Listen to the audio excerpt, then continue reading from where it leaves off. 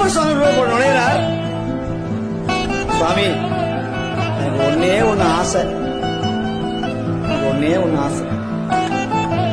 இத்தனை வருஷமா ஒண்ணுமே கேட்காத திடீர்னு வந்து கேட்டா சும்மா இருப்பானா கடவுள் கட்டுதல் பெருமான்? அப்பா அப்பா உனக்கு என்ன வேணும்?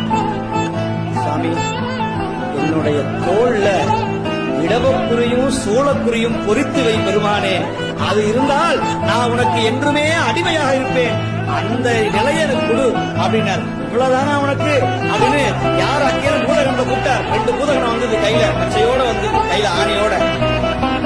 பெருமானே கைலாயத்திலிருந்து வர்றோம், பெருமான் உங்களுக்கு இடவக்குறியும் சூளக்குறியும் பொறிக்க உத்தரவிட்டிருக்கிறார், கீழே அமர்கிறார். என்ன பாக்கியம், விந்தேன் அடியேன் அப்படின்னு கீழே உட்கார்ந்தார். அந்த பூதகணம் வலிக்காம அழகா இடவக்குறியும் சூளக்குறியும் பொறித்து விட்டது. அதை கண்டு ஆனந்த